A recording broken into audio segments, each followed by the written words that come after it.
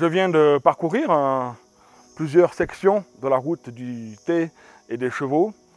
Et c'est vrai que j'ai pu déjà voir de beaux paysages, constater aussi que le travail des mapang, c'est-à-dire qui permettaient de transporter le thé et d'autres marchandises comme le sel du Yunnan vers le Tibet et ensuite du Tibet vers d'autres régions pour les chevaux, était très difficile, très sinueuse, très escarpée.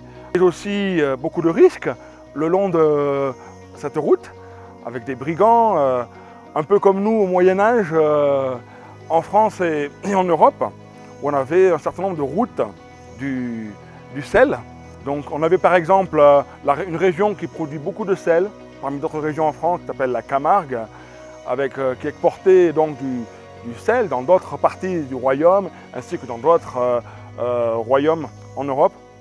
Le sel était acheminé jusque dans la région de Rouergue, près de la ville de Toulouse.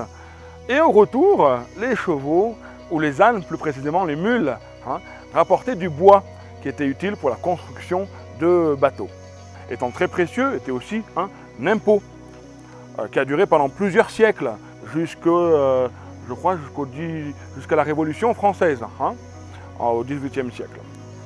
Pour assurer la sécurité aussi des saulniers, le saulnier c'est donc la profession marchand de sel, il fallait une certaine logistique, un peu comme les mapang.